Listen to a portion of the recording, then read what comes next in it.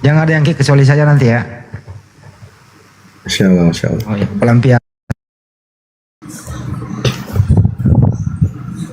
Silakan Bang, buka kamera Bang. Aku tuh belum memahami tentang mendalami tentang Isa Kitab, tapi yang saya pelajari itu ya bahwa Isa itu penyelamat Tuhan. Di open cam aja Bang, Bang Ajeng open cam aja. Oke. Abang bisa ya. Nah, ya silakan Bang. Ya sesuai dengan tema siapa antikristus. Ya. Itu orang-orang yang menentang ajarannya Yesus. Orang-orang yang menentang ajaran Yesus itu Ya. antikristus. Ya, itu yang aku tahu. Oke, di mana itu saya bisa baca itu? Informasi itu saya bisa baca di mana? Itu aja. Karena- Ajaran kasih contoh ajaran Yesus. Satu contoh ajaran Yesus coba yang mana? Nah, baru kita bahas. Oh, baju mana nongol tuh? Udah ada kan aku. Ya, nanti Abang Ajeng bisa lanjut diskusi sama ini ya, abangku ya. Nah, ya. Bang Zuma. Kesempatan gua kick. Entar dulu kesempatan Ya. gua kick Pak Desugi dulu.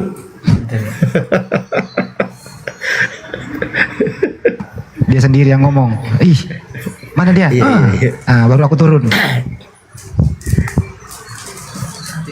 Ya, Kandaku izin Kanda gantian kita. Saya mau berangkat untuk isi Ya. pengajian, tapi saya tetap Masya monitor di bawah Allah. insya Allah. Iya, makasih Ya. Dek, makasih ya. Sehat-sehat siapkan, sekalian siapkan semuanya. aku. Ini tadi kita sudah arahkan ke pesantren apologet kita. Alhamdulillah sudah ada yang transfer, juga ada yang mau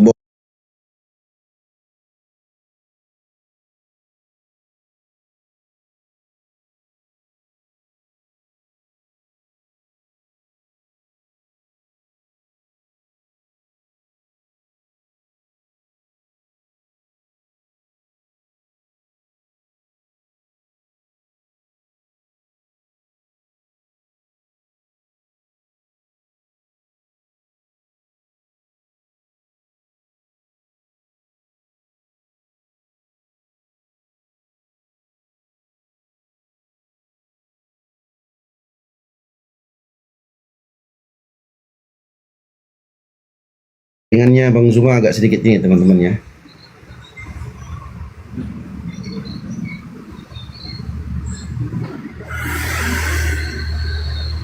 Teman-teman di bawah aman nggak? Teman-teman di bawah.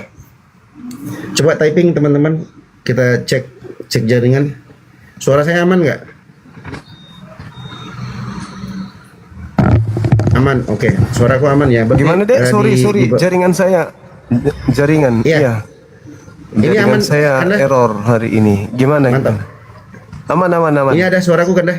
Iya, Ya, Dinda. tadi saya Iya, Bunda ada. Rahma, Pak Desugi sama Kanda Handi tadi sosialisasikan Iya. soal pembangunan sekolah apologet di Goa. Alhamdulillah sudah banyak yang transfer tadi dan iya, ada juga Masya yang Allah. ingin berpartisipasi dalam semen, dalam hal pengadaan semen dan seterusnya. Alhamdulillah. Oh, syukur alhamdulillah, Masya Allah. Iya, Dinda. Ya. Luar biasa. Siap Kanda. Aku Oke, izin turun Dinda. Kanda. Dilanjutkan. Kami standby di bawah. Iya. Jazakumullah Makasih, khairan. Dinda, Ya. makasih. Assalamualaikum warahmatullahi wabarakatuh. Iya, sama-sama Kanda.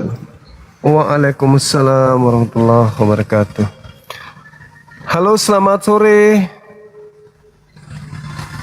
Halo, salam kenal.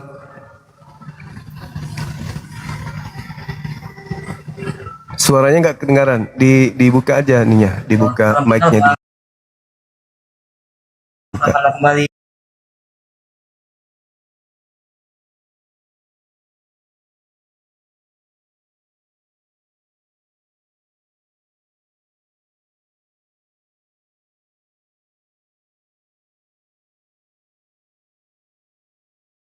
Teman-teman. Gangguan. Sorry. Iya, gimana Dek? Nah, Gimana? kan aku tuh mau tanya kan Bang. Aku tuh Iya. memang belum mendalami isi Alkitab. Tapi yang saya pernah ajarkan sama yang mengajarkan itu bahwa keselamatan itu hanya ada dalam pada Yesus. Ya, Yang bagaimana seorang Maria melahirkan dari Allah yang untuk menghapus dosa yang dibuat oleh Adam dan Hawa sejak mereka makan buah larangan di Taman Eden. itu sebenarnya itu doktrin. Itu doktrin yang tidak berdasar terhadap firman Tuhan. Tidak ada firman Tuhan yang mengatakan bahwa Adam mewariskan dosa kepada keturunannya. Itu nggak ada ayatnya, nggak ada dalilnya. Tapi Nggak ada ada. Bang yang di Alkitab tuh bilang bahwa Isa tuh mengaku dialah jalan kebenaran dan hidup. Tidak ada seorang pun datang kepada Bapa kalau tidak melalui dia katanya. Ya, nah itu juga betul. Tidak ada yang sampai kepada keselamatan kalau tanpa melalui Yesus. Itu ucapan Yesus untuk kaumnya Bani Israel yang tidak percaya akan kenabian beliau, tidak percaya akan kerasulan Yesus. Mereka menerima bahwa Musa utusan Tuhan, tetapi mereka tidak menerima Yesus.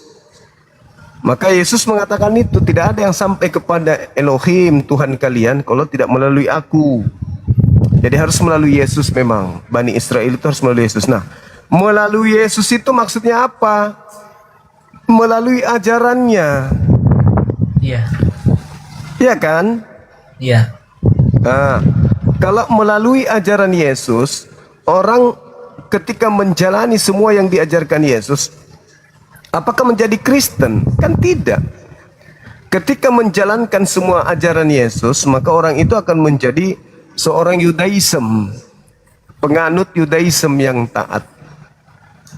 Ketika mengikuti ajaran Yesus, tidak menjadi Kristen. Kan Yesus nggak bawa agama kan Bang? Dia bawa keselamatan itu kan?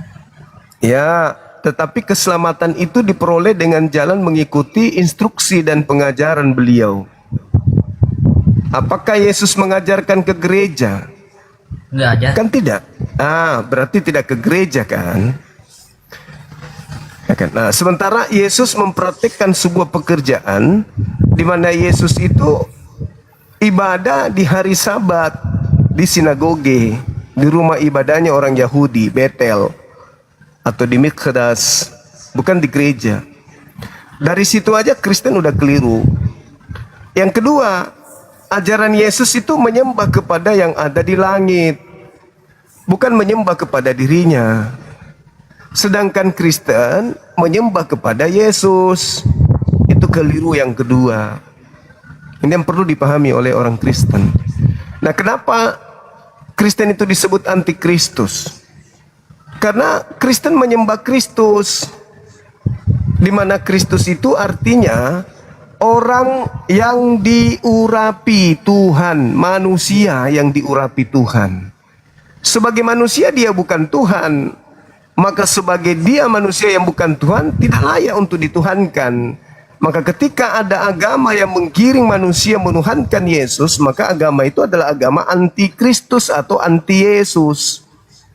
Yesus hanya mengajarkan murid-muridnya untuk mengimani dia sebagai Mesias, titik, nggak ada yang lain. Maaf saya potong tuh Bang ya. Ya, Katakan yang saya tahu ya Bang yang untuk mengajar itu bahwa aku juga ada kebingungan juga. Karena kan Yesus itu 1% manusia, 1% Tuhan. Tapi dia kan berdoa pada Tuhan juga. Dia masuk pagi-pagi betul dia berdoa kepada Allah. Apakah itu benar untuk mengajarkan semua orang itu bahwa untuk menyembah Allah sedangkan dia sendiri adalah Allah itu sendiri? nah, Yesus itu bukan Allah, Yesus itu manusia. Disitulah kelirunya. Ketika ada orang yang menuhankan Yesus, berarti dia menolak Allah, dia menolak Bapa, menolak Yesus juga berarti. Yesus itu kan mencontohkan, barang siapa yang percaya kepadaku, dia juga akan melakukan pekerjaan yang aku kerjakan. Apa yang aku kerjakan? Menyembah kepada Allah. Iya. Itu yang aku kerjakan. Nah, sekarang Kristen malah menyembah Yesus. berarti Kristen ini adalah anti Yesus, anti Kristus. Karena Kristus Yesus tidak mengajarkan seperti apa yang dipraktikkan orang Kristen hari ini.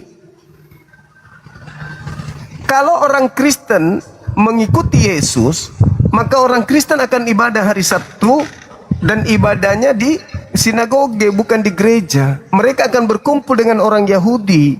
Mereka akan bersunat, tidak makan babi, tidak makan anjing, tidak makan kucing, tidak makan tikus. Mereka akan melarang diri mereka untuk memakan makanan yang diharamkan oleh Tuhannya Yesus. Dan kayu salib itu nggak dipakai, itu dibuang. Kalau percaya Yesus, salib itu adalah karya iblis. Salib itu adalah karya orang-orang yang tidak percaya kepada Yesus. Itu salib. Tapi kan Bang, salib itu, maaf ya Bang kalau salah, mohon dijelaskan lagi Bang ya. Karena saya mau bertanya bahwa salib itu melambangkan bahwa memang Isa itu harus mati untuk disalib Bang, untuk menghapus dosa yang dibuat oleh manusia tadi, yang dibuat oleh Adam itu. Karena pada saat dia mati, iblis itu kalah, karena maunya iblis itu Yesus itu turun di salib itu supaya tidak menggenapi hukum-hukum yang ada sebelumnya. Apakah benar itu? Nah, Bang, itu salah, itu doktrin, itulah jualan Dajjal. Jualan Dajjal supaya orang-orang percaya kepadanya untuk menyembah kepada dirinya dalam nama Yesus.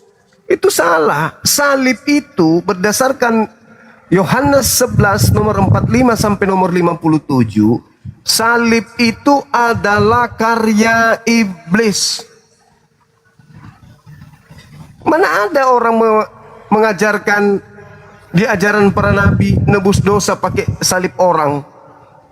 Menyalib Yesus itu justru melahirkan dosa, bukan menghapus dosa kalau menyalib Yesus. Kenapa? Karena Tuhan melarang di dalam Keluaran 23 nomor 7-8, jangan kau membunuh orang yang benar, jangan kau membunuh orang yang tidak bersalah. Perintah jangan itu ya jangan. Kalau kau langgar dosa nggak kalau dilanggar? iya. Dosa. Berarti menyalib Yesus itu Yang aku tahu sih yang mengajarkan itu untuk menghapus dosa Bang. menghapus dosa itu bertaubat, bukan membunuh orang.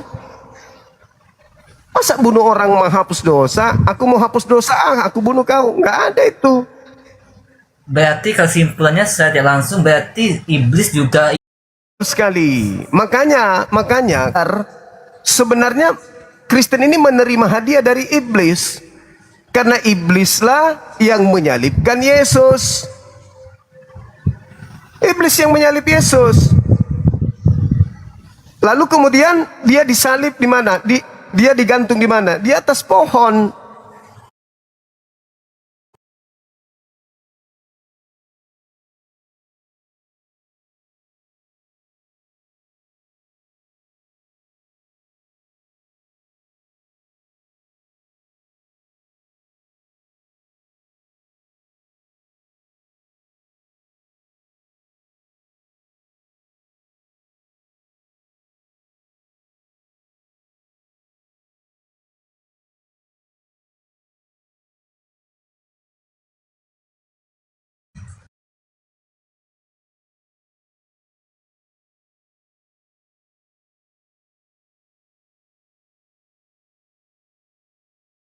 Saya pikir logika Aduh. juga. Ya memang nggak sesuai kan Bang. Tapi kan itu banyak pengajaran-pengajaran yang aku terima, yang aku tahu sih yang agak plus minus, karena jujur aja pas nontonnya channelnya Bang Zuma itu kayak merasa ada yang gimana gitu, kayak ada masa yang ganjal. Oh ini benar nggak? Ini benar nggak ya?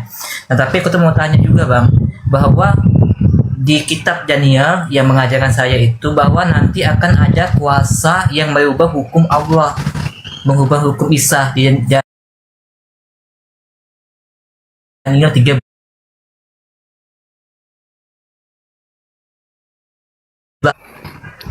Saya kan jelaskan bahwa Daniel 11:31, Daniel 7:25. akan ada kuasa yang merubah hukum masa, yang merubah hukum. Nah masuk ke kuasa itu apakah benar itu kuasa dari Rasul Paulus atau kuasa dari yang lain Bang? Nah, coba dilihat deh. Itu kan tertulis di Matius 24 nomor 15. Apabila engkau melihat sang pembinasa keji duduk di tempat kudus. Pertanyaan sederhananya gini. Apabila engkau di situ siapa? Harus jujur nih, kalau mau belajar harus jujur. Engkau di situ siapa?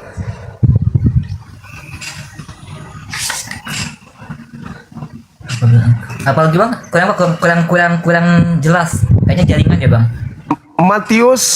Matius 24 nomor 15. Apabila engkau melihat sang pembinasa keji duduk di tempat yang kudus. Pertanyaan saya, engkau di situ siapa? Apabila engkau melihat, engkau di situ siapa? Mungkin Isa atau Allah itu engkau itu. Bukan. Yesus di Bukit Zaitun lagi ngobrol secara rahasia dengan murid-muridnya. Lalu Yesus berkata kepada mereka, apabila engkau melihat sang pembinasa keji duduk di tempat yang kudus. Pertanyaannya, engkau di situ siapa? Pengikut Murid Yesus. Siapa yang dilihat oleh murid-murid Yesus yang membinasakan mereka? Yesus membinasakan mereka. Siapa yang menangkap murid-murid Yesus, menganiaya murid-murid Yesus, bahkan membunuh sebagian dari mereka? Siapa itu pelakunya? Itu Paulus. Ya, Orang Romawi. Paulus. Pembinasa keji duduk di tempat yang kudus. Jadi setelah dia membunuh, dia duduk sebagai rasul tempat yang kudus. Siapa itu? Paulus. Ya, Paulus. Tapi kan bang, Paulus kan? Bang, aku potong bang ya. Aku tahu kan bahwa Paulus kan memang dulu mengkhianati Yesus kan. Tapi setelah tiba-tiba dia mau ke kota itu, datanglah Yesus menghampirinya dalam bentuk cahaya. Sebelum dia jadi rasul itu. Nah tiba-tiba kan dia menyatakan bahwa akulah orang yang kamu cari, kata si Yesus ngomong kayak rasul. Jangan ke situ dulu. Pembinasa keji tadi yang menganiaya murid Yesus siapa? Paulus. Iya, tapi dia belum bertobat itu. Sabar. Duduk di tempat kudus. Bagaimana caranya dia duduk di tempat kudus? Bertobat dulu kan? Iya. Berarti pembinasa keji duduk di tempat kudus. Setelah bertobat dia bergelar apa? Rasul. Rasul itu kedudukan kudus atau kedudukan jahat? Kudus, pasti kudus bang. Kudus, seperti yang dinubuatkan Nabi Daniel, betul ya? Iya. Pembinasa keji duduk di tempat kudus seperti yang dinubuatkan Nabi Daniel. Nabi Daniel menubuatkan bahwa pembinasa keji itu ngapain? Membatalkan hukum-hukum. Siapa yang membatalkan hukum Taurat? Dengan mengatakan, membatalkan hukum Taurat dengan menjual Yesus, bahwa Yesus itu sudah menggenapinya, Yesus sudah membatalkannya. Itu siapa? Paulus. Menghentikan kurban hari-hari. Itu siapa? Paulus. Mengganti hari-hari besar. Itu siapa? Paulus juga. Melawan Sang Yang Maha Tinggi. Itu siapa? Paulus, tapi kan dia Pada saat dia duduk di tempat kudus itulah dia kemudian berkarya menggenapi nubuatan daripada Daniel. Jadi pembinasa keji itu siapa? Pembinasa kejinya siapa? Kalau yang bicarakan Bang Zuma itu ya Paulus. Tidak ada yang lain kan? Siapa yang membinasakan murid-murid Yesus lalu duduk di tempat kudus sebagai rasul? Selain Paulus. Siapa? Ada kayaknya bang, ada aja. Tidak ada. Tahu aku kayak nggak. Agama kayaknya nggak ada apa? Agama apa yang kemudian mengimani Paulus sebagai rasulnya? Islam, Hindu, Buddha, Kristen. Kristen bang. Berarti Kristen ini mengimani sang pembinasa keji sebagai pemimpin agama. Betul?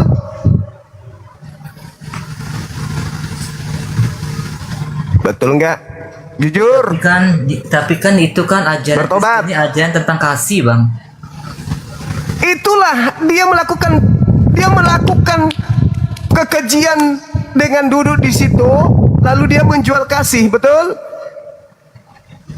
Nah, aku belum tahu kalau ke arah sana itu bang, karena aku belum. Nah, sekarang jalani. pembinasa keji ini kata Yesusnya di data selanjutnya, Matius 24 nomor 23 tadi kan, nomor 15, 16, 17 sampai 23. Jadi apabila sang pembinasa keji ini berkata ada Mesias di sini, ada Mesias di sana, jangan kau pergi ke sana, sebab Mesias palsu dan nabi palsu akan melakukan banyak mujizat, tanda-tanda dan kekuatan, sekiranya mungkin mereka akan menyesatkan banyak orang. Pertanyaan saya, siapa yang pernah mengaku melihat Mesias di padang gurun ketika dia menuju ke Damsyik? Ya itu Paulus. Siapa yang mengaku bertemu dengan Mesias dalam bilik penjara? Paulus. Apa hasil daripada pengakuannya bertemu dengan Yesus? Menuliskan 13 buku yang menjadi panduan gereja hari ini. Betul? Iya, kayaknya. Betul. Sekarang permasalahannya, kalau ternyata yang pembinasa keji yang duduk di tempat kudus itu Paulus, yang bertemu dengan Mesias palsu itu Paulus, yang bertemu dengan Kristus palsu di padang gurun itu Paulus, di dalam bilik rahasia itu adalah Paulus. Pertanyaannya, yang datang kepada Paulus mengaku Kristus Yesus itu Yesus asli atau iblis? Yang aku tahu sih itu Yesus asli kalau dari yang menjelaskan, mengajarkan bang.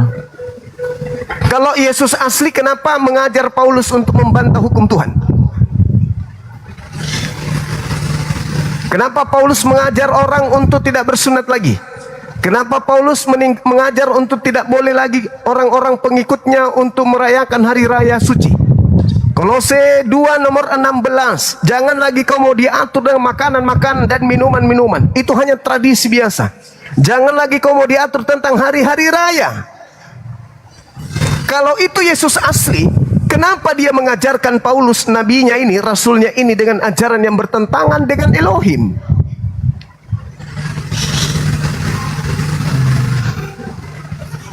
Sementara Yesus mengatakan kepada muridnya, waspadalah kepada penyesat yang datang kepadamu memakai namaku dan berkata, akulah Kristus. Ya, aku tahu Iya kan? itu bang. Ya benar. Nah, yang datang kepada Paulus ini memakai nama Yesus, tetapi buahnya jelas. Dia melanggar semua perintah Tuhan, hukum Tuhan seperti yang dinubuatkan oleh Nabi Daniel. Pertanyaan saya, siapa yang datang kepada Paulus mengaku Yesus Kristus? Kalau dari penjelasan Bang Juma tadi, ya jelas iblis itu bang. Iblis. Renungkan itu. Apakah mungkin Yesus membantah hukum Tuhan? Atau iblis meminjam nama Yesus untuk membantah hukum Tuhan demi menjerat manusia-manusia yang tidak mau taat kepada hukum Tuhan? Yesus atau iblis? Iblis kalau berdasarkan penjelasannya Bang Zuma. Oke, jangan penjelasan saya minta kejujuran. Ketika Tuhan melarang, jangan kau makan buah pengetahuan baik dan jahat, iblis melarang atau menyuruh? Menyuruh. Ketika Tuhan mengatakan, jangan kau makan babi, itu haram bagimu, iblis mengajarkan apa? Menyuruh. Makan atau jangan makan? Makan. Sekarang Kristen makan babi atau tidak? Ada yang makan, ada yang enggak bang. Yang makan ada. Yang makan ada. Yang memerintahkan mereka makan Tuhan atau iblis? Kan ada di bang, aku boleh jelaskan dulu bang sedikit bang ya, mau nuliskannya. Silakan. Karena kan memang di perjanjian lama memang diharamkan untuk makan babi dan terkubelah, itu di imamat. Sedangkan di perjanjian baru sejak datangnya Yesus bahwa kita ini apa yang masuk dalam mulut kita itu halal, yang haram itu yang keluar di mulut kita, artinya perkataan Itu kita. mengenai babi atau bukan? Semuanya ya kalau dia Oh enggak. No. Anda baca Bukan ya? Matius 12? Bukan. Murid-muridnya makan tanpa cuci tangan. Ditegur. Yesus, kenapa muridmu melanggar adat istiadat kita? Kenapa dia makan tanpa cuci tangan? Yesus mengatakan, bukan yang masuk ke dalam mulut yang menajiskan, tapi yang keluar. Ini masalah cuci tangan dan tidak cuci tangan. Pertanyaan saya, apakah ketika murid-murid Yesus makan, di meja mereka itu ada menu babi? nggak ada. Nggak ada. Itu membahas babi atau bukan? Itu perikop itu membahas tentang acaranya pernikahan orang Yahudi waktu zaman itu. Nah, berarti larinya ke Matius 15. Sekarang kita kembali apa yang dinubuatkan Nabi Daniel. Pembinasa keji itu melawan hukum Tuhan. Betul? Betul. Hukum Tuhan jangan makan babi. Pembinasanya makan. Siapa pelakunya? Yesus atau Paulus? Paulus. Ya sudah. Anda pengikut Paulus?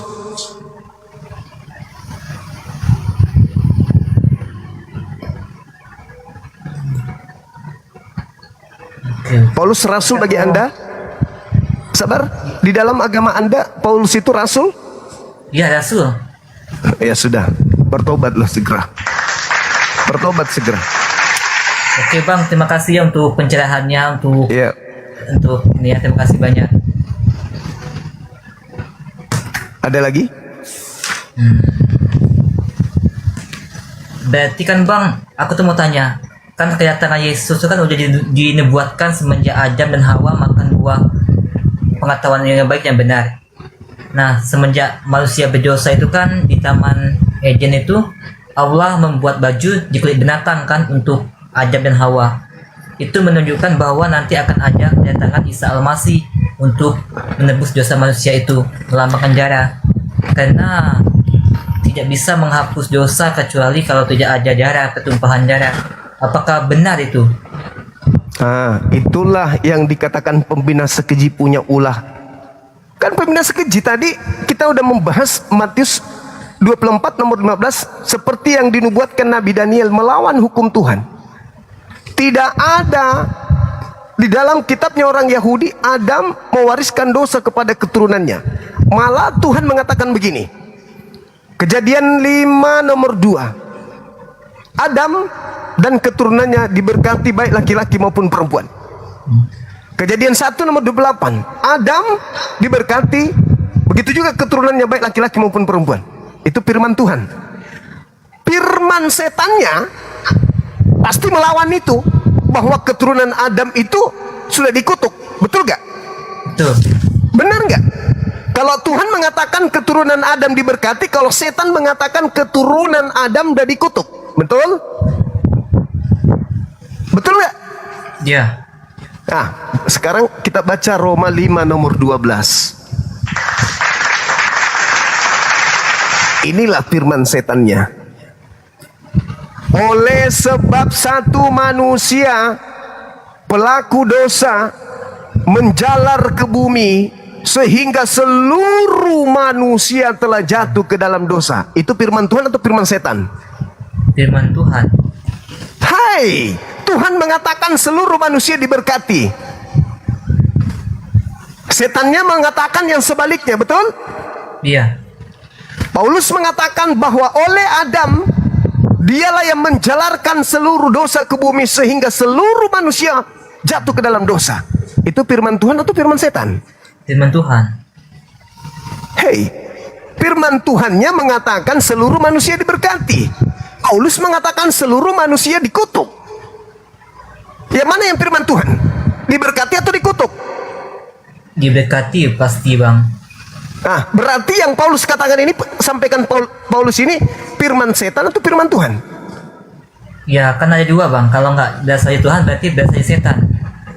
Nah, kalau Tuhan kan udah jelas, Adam dan keturunannya diberkati. Paulus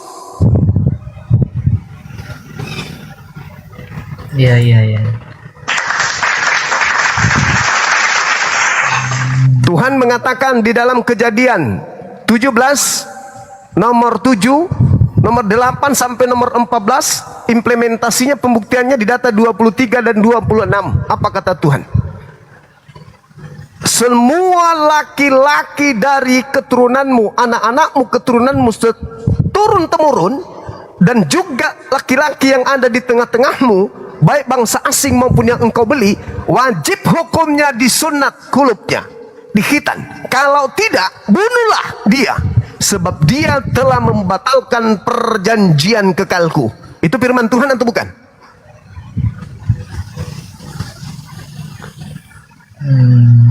Wajib sunat itu firman Tuhan atau bukan? Wah, firman Tuhan. Firman Tuhan. Galatia 5 nomor 2. Barang siapa yang menyunatkan dirinya, Yesus Kristus tidak berguna baginya.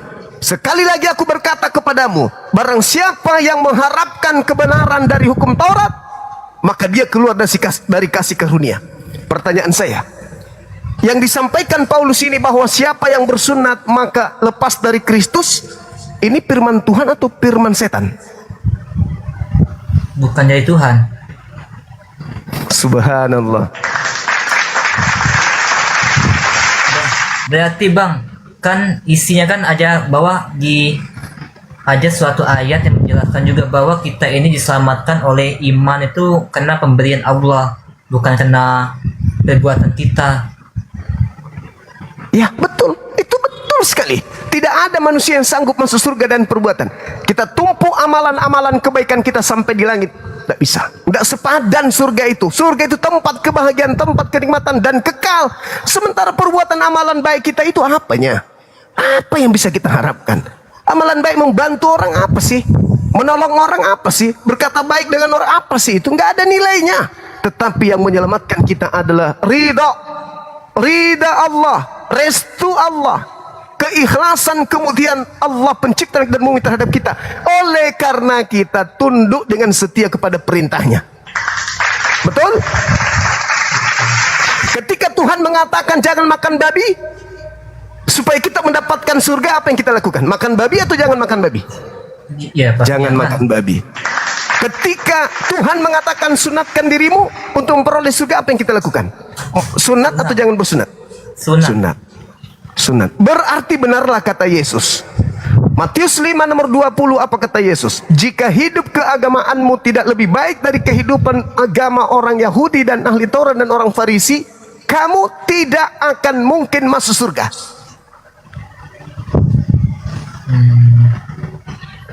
Apakah orang Kristen lebih hebat agamanya daripada agama Yahudi? Enggak. Tidak. Tidak. Berarti tidak bisa masuk surga orang Kristen. Jika hidup keagamaanmu tidak lebih benar, tidak lebih baik, tidak lebih sempurna daripada hidup keagamaan ahli Taurat dan juga orang Farisi, kamu tidak akan masuk surga. Jadi, gimana? Bagaimana caranya supaya hidup lebih baik dari ahli Taurat? Dengarkan perkataan Yesus di dalam Yohanes 16. Apa kata Yesus di sana?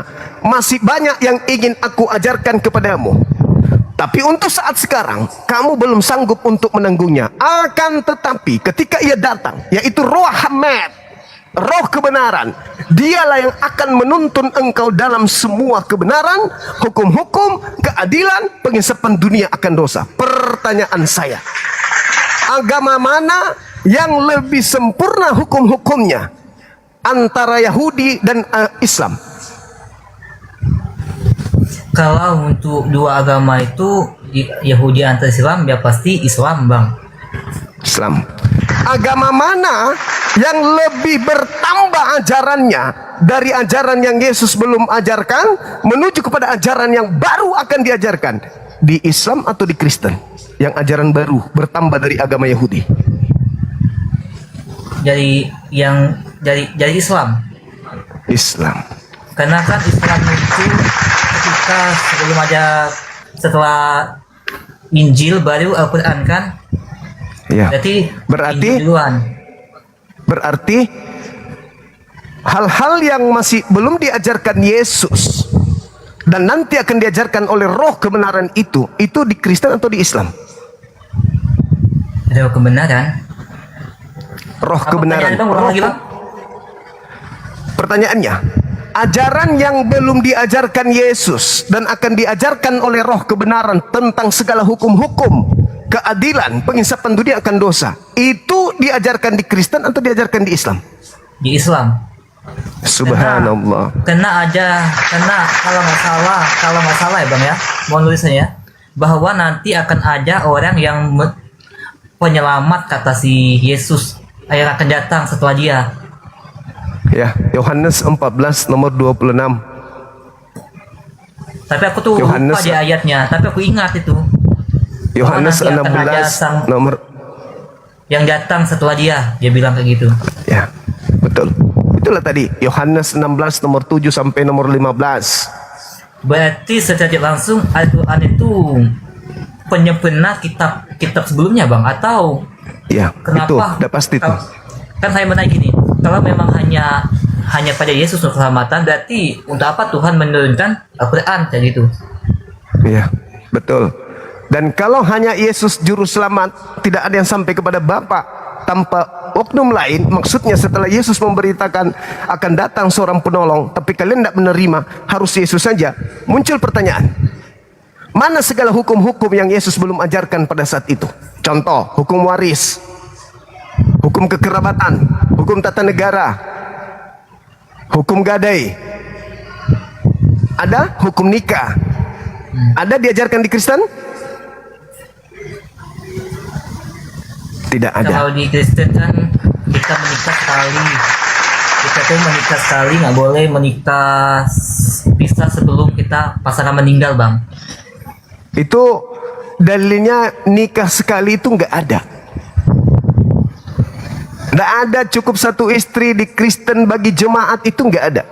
Nggak ada dalilnya. Mulai dari perjanjian lama sampai perjanjian baru, saya sudah selidiki berpuluh tahun, tidak ada dalil di Bible yang dimiliki oleh orang Kristen, baik yang mereka ambil dari kitabnya Yahudi maupun kitab mereka sendiri, perintah cukup satu istri itu nggak ada di sana. Biasanya Perintah cukup satu istri itu hanya muncul di Islam, nggak ada di agama Kristen. Malah Yesus mengatakan dalam Lukas 18 nomor 29 nomor 30, apa kata Yesus? Barang siapa yang meninggalkan istrinya karena namaku, maka dia akan memperoleh kembali lipat kali ganda saat ini juga. Kalau lipat kali ganda itu satu atau lebih dari satu? lebih dari satu. Allahu Akbar. Tuh ajaran Yesus tuh, tapi ditutup-tutupi oleh gereja. Malah di dalam Matius 19 nomor 29 apa kata Yesus? Barang siapa yang meninggalkan istrinya karena Allah, dia akan memperoleh 100 kali lipat dan memperoleh hidup yang kekal.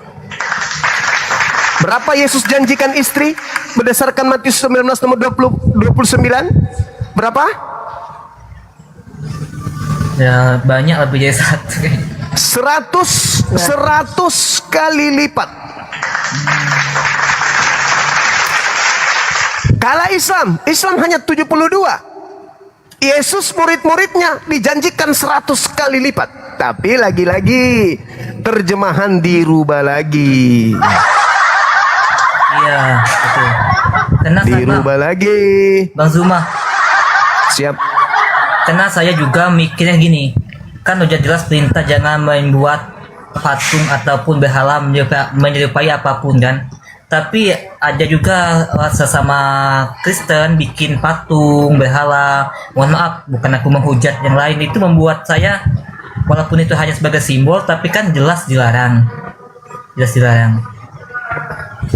Ya, itulah bukti bahwa mereka adalah pengikut sang pembinasa keji. Itu bukti tuh. Kenapa? Makanya Yesus mengatakan begini.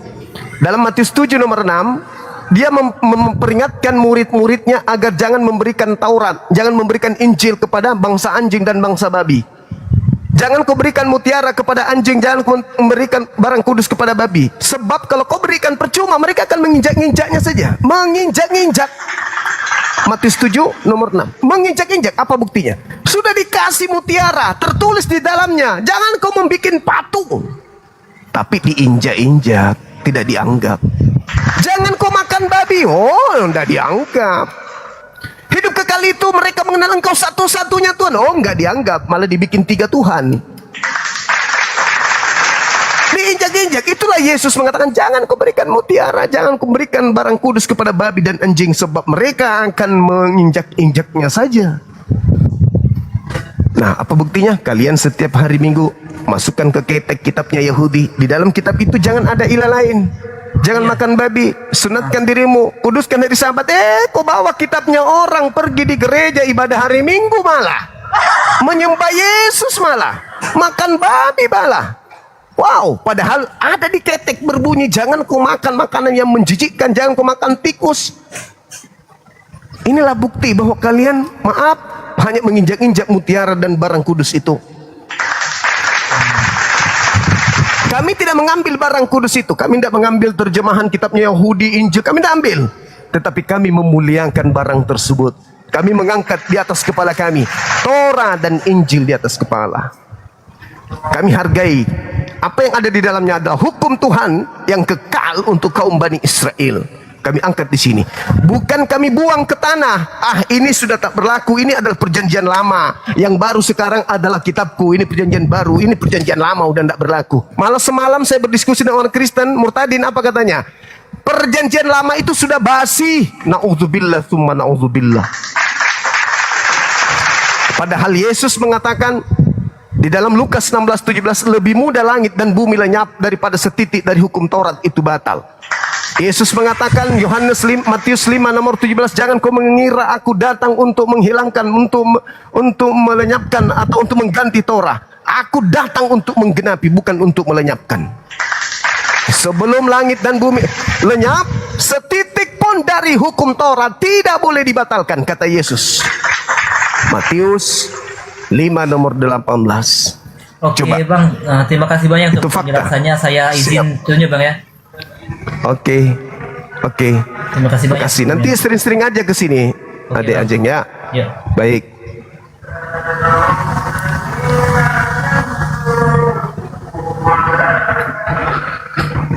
Bentar ya teman-teman.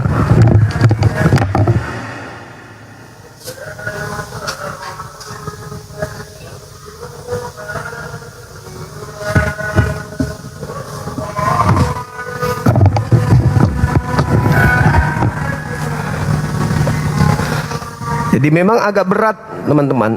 Antikristus ini memang tak nampak, memang harus dikuliti, harus apa istilah itu ya, harus diurai benang-benang kusut ini, harus diurai supaya orang-orang yang masih mau selamat itu bisa memahami konsep ini dengan jelas. Al-Quran sudah mengatakan itu. Ya ahlal kitab lima talbisunal haqqa bil batil wa taktumul haqqa wa antum ta'lamun. Al-Quran yang menerangkan itu. Kenapa engkau kemudian, ada lagi ayat tuh yang mengatakan, mengapa engkau menghalang-halangi orang datang kepada Allah, kepada jalan kebenaran, sedangkan engkau tahu kebenaran itu. Tuh, itu fakta itu teman-teman sekalian. Jadi yang namanya iblis, mau dia menyembunyikan identitasnya dengan menggunakan nama-nama mulia, tetap aja akan ketahuan. Begitu juga ajaran setan. Baik dia menggunakan istilah-istilah mulia dari agama yang benar, tetap aja ketahuan. Tetap aja ketahuan. Meski semua data-data mulia dalam Al-Quran dipakai oleh orang-orang penganut ajaran setan, tetap saja akan ketahuan siapa yang mereka ibadahi. Itu udah pasti tuh. Tapi antara nampak di permukaan dan tidak nampak di permukaan, itu pembedanya, itu lapisnya hanya setipis kulit bawang. Setipis kulit bawang. Masih ingat gak semalam ada orang Islam yang melakukan pembelaan bahwa Islam Kristen itu sama aja, sama-sama menyembah Allah. Ingat teman-teman? Sudah ngotot-ngototan, dan dia adalah aktivis, dia mahasiswa. Ingat? Itulah saya katakan, antara kesesatan yang ada ditutupi dengan istilah-istilah mulia dari Quran, itu tipis seperti kulit bawang. Tapi meskipun setipis itu, kalau tidak ada yang mengurai, tidak ada yang siap menghabiskan waktu untuk menjelaskan itu, tetap saja iblis akan menyelimuti dirinya dengan istilah-istilah mulia. Jadi harus ada yang konsentrasi untuk membuka kulit yang tipis ini. Karena kalau tidak, maka akan nampak. Sama seperti maaf, seorang TNI gadungan. Nampak dari luar, lengkap lambang, pangkat, lengkap semua baretnya ini, simbol-simbol kesatuan-kesatuannya, lengkap, cukur cepak juga, sepatunya dibuat licin. Dilihat dari luar, dia adalah TNI. Tapi coba diurai pelan-pelan, dibuka pelan-pelan. Apakah betul dia TNI asli atau dia gadungan? Kalau kita cuma lihat dari luar, oh TNI ini hormat komandan. Orang lewat semua pada hormat. Begitu dia lewat semua pada hormat. Bahkan membentak orang semua pada takut. Kenapa? Mereka menutupi diri. Dia menutupi diri dengan seragam mulia. Dia menggunakan baret yang mulia. Maka semua orang tunduk. Begitulah yang menggunakan istilah-istilah Al-Quran. Tapi gadungan, isi dalamnya kalau tidak diurai, bahaya. Ini tadi TNI gadungan tadi, kalau dia mau melakukan kejahatan, memanfaatkan atribut mulia pada dirinya, dia bisa dapat keuntungan. Bisa. Bahkan bisa membuat wanita tergoda. Aku mau dilamar seorang TNI. Ada kan kejadian banyak tuh. Saking mulianya seragam tersebut digunakan untuk hal-hal yang tidak baik. Banyak yang menjadi korban. Sudah mau dilamar, begitu ketahuan KTP-nya diminta, loh kok ini belum bekerja, loh kok ini wira swasta, bukannya dia TNI berpangkat, ini harusnya KTP-nya Tentara Nasional Indonesia dong. Cek cek, ternyata bertanduk 7 bermata 7, bukan Allah. Pantasan sedikit agak melenceng, Allah. Ternyata begitu dibuka kemudian seragamnya, dada bentuk piano, di lengan sini tato cumi, di sini tato ubur-ubur. Aduh, gadungan dia.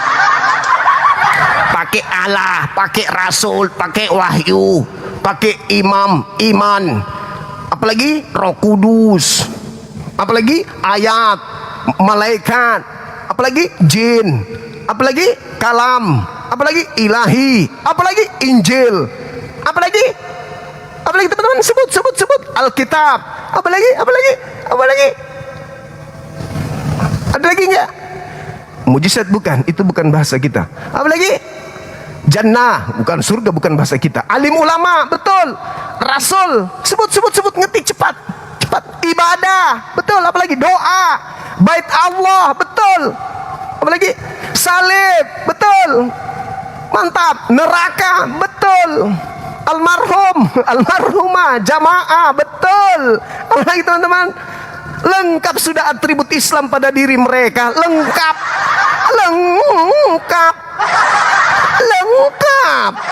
Amin dipakainya. Ada lagi taat dipakainya, padahal harusnya patuh. Soleh dipakainya, wahyu dipakainya. Apalagi teman-teman, khamar dipakainya, Jumat, apalagi terus. Kok wiritan pula? Syafaat, terus apalagi? Kok alpamar gimana sih?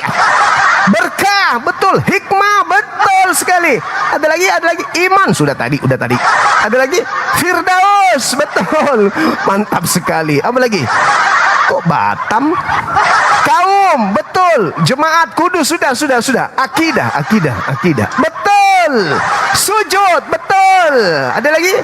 Padahal harusnya tunduk. Rahmat, betul. Ayat, betul. Sudah tadi. Mujizat bukan. Apa lagi? Roh, betul. Ayo. Kiblat, betul. Tapi dia sudah hilangkan itu dulu. Ka'bah juga dulu dipakai. Bahkan masjid dulu dipakai. Taubat, betul. Selamat, betul. Apa lagi? Syukur, betul. Surga enggak? Apa lagi? Salam itu Yahudi punya. Apa lagi? Apa lagi? Apa lagi? Ada lagi? Ada lagi? Kok baskom? Alkohol? Ah, enggak. Alkohol enggak. Ada aja. Itulah saudara-saudaraku sekalian. Jadi ketika hal-hal itu dicabut satu-satu, wahyu diambil, rasul diambil, nabi diambil, Allah diambil, Alkitab diambil, semua Roh Kudus diambil, Injil diambil, kalam diambil, ilahi diambil, semua dilepaskan atribut-atribut itu di dalam tubuh orang ini, maka akan muncul Yunanian yang ada Theos, Apostolos, Apokalipsis, kemudian apa lagi? Eleos, apa lagi? Sibilios, apa lagi? Arianus, Saturnus, Neptunus, Pluto, dan seterusnya.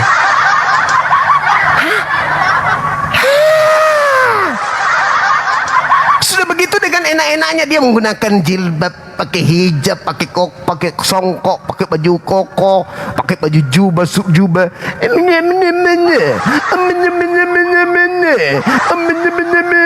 Anak-anak, anta, akhi, anak, anta. Tuh, mereka kemudian menggunakan atribut-atribut. Kenapa? Ya, itu tadi. TNI adalah status pekerjaan yang mulia. TNI, siapa sih yang nggak mau jadi TNI? Ya kan? Kecuali Bom nggak mau dia jadi TNI. Kenapa? Nggak bisa olahraga katanya. Mulia. Siapa sih yang nggak mau menggunakan seragam? Saya aja nih, dari ada kesatuan yang kasih saya baju kaos, masih sampai sekarang terlipat rapi di lemari. Aku pakai sekali-sekali aja pas 17 Agustus atau acara-acara negara, baru saya pakai baju kaos abriku dengan jaket abri yang dari kesatuan apa gitu. Wah, ganteng kali aku kalau pakai itu. Siapa yang nggak bangga? Tapi kalau kita sampaikan ke orang-orang dan kita mengatakan, oh saya dari kesatuan ini apa? Kesatuan apa kau? Kesatuan Pramuka. Palsu, gadungan. Itu namanya pasukan kampret. Pakai seragam yang bukan dia sendiri, enggak. Dilihat dari depan, Tentara Nasional Indonesia. Begitu dibuka, cendoleng-doleng isinya di dalam. Penari latar. Nah, inilah pekerjaan Dajjal. Ad-Dajjal. Maka harus diurai. Dia tipis sekali. Dia tipis. Kalau cuma nampak di permukaan, mantap sekali. Kayak si Lina Tidak Jaya kan. Nah, kamu beriman kepada Injil? Iya, Bu. Kamu udah pernah lihat kitab Injil? Belum, Bu. Mau nggak aku perlihatkan? Ibu kasih. Lengkap dengan baju kaos. Mau, Bu.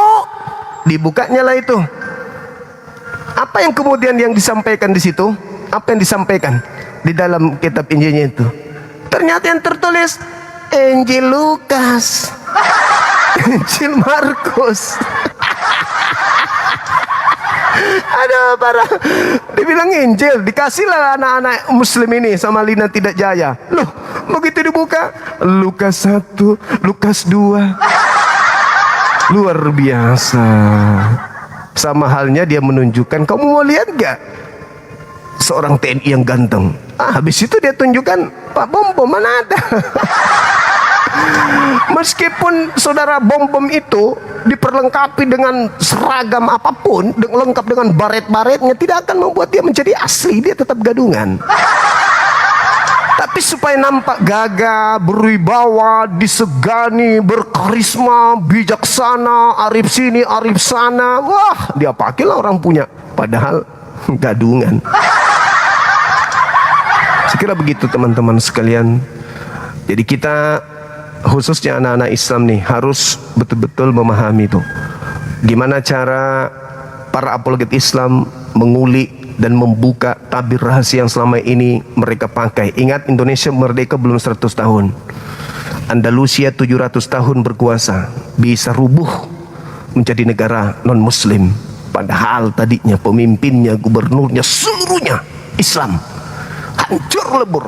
Padahal itu negara yang bersyariat Islam. Hancur. Apalagi Indonesia tidak bersyariat Islam.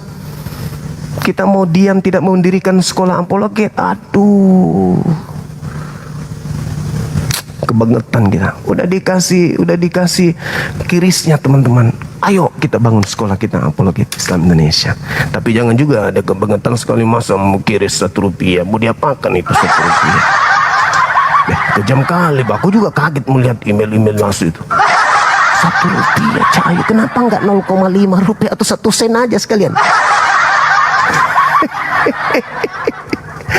bukan aku merendahkan, enggak. Cuman kalau 1-2 orang yang itu sih aku, oh ini salah tekan ini enggak 1 rupiah. Mending gak usah kayaknya. Bukan saya mengucilkan, bukan. Tapi ya yang kadarnya, yang rasio lah, yang rasio.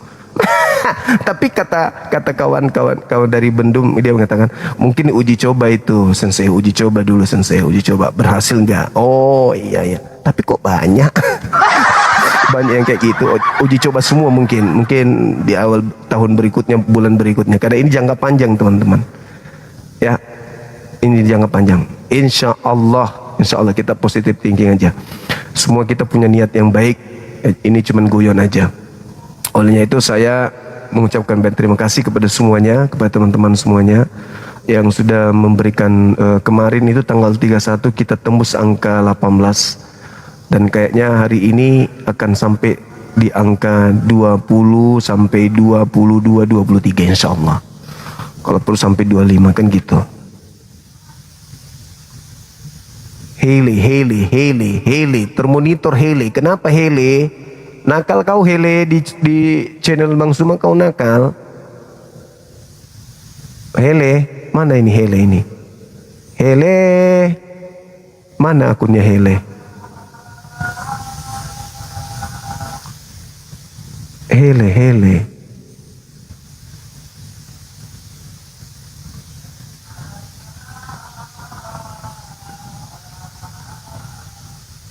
Admin saya nggak monitor ini. Mana dia? Ini yang teman-teman yang moderator utama apa nggak bisa ngehilangin kunci biru ya? Jadi fungsinya moderator utama itu apa? Kalau tak sanggup menghapus kunci biru, mana Hele? Nggak ada, aku tengok.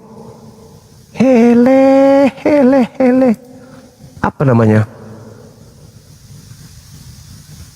Mana tadi? Coba teman-teman diklik lagi, apa namanya? Ini sudah maghrib kita. Apa namanya? Nama akunnya? Diketik lagi dong. Nama akun yang mau dicabut ini. Dia nggak komen. Kubirnya nggak bisa dicabut kalau dia nggak komen. Iya, mana yang mana? Komen nggak? Kata admin saya sudah ada. Tolong cabut kubir Helena. Saudari Handayani. Oke, thank you. Kita cari dulu ya. Mana dia? Hele.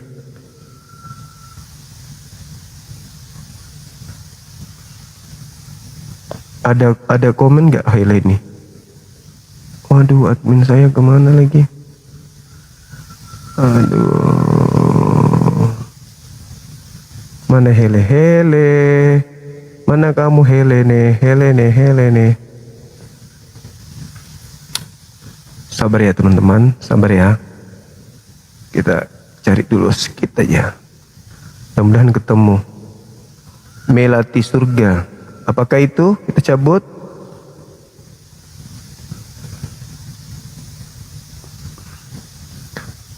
Free Palestine. Tapi sudah ada teman saya, kalau nggak salah admin saya bilang ada yang ada yang moderator apa itu? Ada yang tertinggi jabatannya di sini. Apa mereka nggak bisa ya mencabut kubirnya? Nggak ada nampak Hele di sini. Helenisme. Penyembah dewa-dewa berarti dong. Alexandra yang itu ya. Hele hele Isabel Aquarius Love itu ya. Mana ini? Nggak ada hele lo. Nggak ada hele. Hele. Nggak ada teman-teman, nggak nampak di sini. Yang ada Isabel, Aziza, nggak nampak. Maaf ya. Nanti aku tanya admin.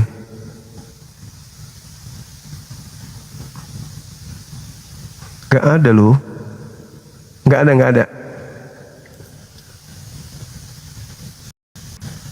Helena, iya nggak ada. Helena nggak ada. Aku cari ini bolak-balik. Bang Sumaku jelek. Mana dia? Isabella. Nanti aja ya teman-teman ya, nggak nampak. Emang dia kesurupan? Ngamuk dia? Kok kangkung? Kok ada kangkung sini? Udah kita maghrib dulu ya. Kita ditunggu tuh. Helena, iya Helena, tapi kan nggak ada di sini. Waalaikumsalam. Iya, mohon maaf Bang. Ada apa ya? Ada onde, pisang goreng kipas, coto Makassar. Mau yang mana? Mau semua Bang. Oh, ya nanti pesan sama Bang Handi. Mohon maaf, ada apa ini Bang? Oh, Saya- bukan yang di YouTube, bukan yang di TikTok. Alamak, teman-teman. Waduh, sorry. Bukan Mbak Hele yang ada di TikTok. Yang ada di YouTube. Sorry ya, Mbak. Oh baik. Iya, makasih ya. Sehat selalu Bang. Assalamualaikum. Makasih. Waalaikumsalam warahmatullahi wabarakatuh. Memang nama Hele ini di mana-mana cantik ya. Di sini juga kayaknya, di YouTube juga. Tapi sayangnya teman-teman YouTube ini, namanya memang cantik. Nama Helene itu nama cantik memang. Tapi nggak ada. Oke ya teman-teman di YouTube. Sorry saya belum menemukan, nanti admin yang bekerja. Nanti admin yang ini. Kita tutup dulu. Kita mau ibadah. Jemaah saat sudah menunggu. Makasih atas perhatian teman-teman. Insya Allah habis Isya kita kumpul lagi. Ya, tema yang sama. Oke? Kita tutup. Subhanakallahumma bihamdi asyhadu an la ilaha illa anta astaghfiruka wa atubu ilaik. Salam tauhid, salam satu Tuhan. Jayalah Islam kita, jayalah Indonesia kita. Takbir, Allahu Akbar. Assalamualaikum warahmatullahi wabarakatuh. Kita tutup YouTube dulu. Sorry, yang di YouTube saya nggak nemukan. Teman-teman non muslim, ketika kebenaran yang saya sampaikan ini menggores hati kalian, saya minta maaf ya. Silakan hadir di komal saya. Kita luruskan kembali apa yang menurut saudara itu bengkok, dan kita jadikan itu sebagai edukasi anak bangsa, dan untuk mencerdaskan kita semua. Oke?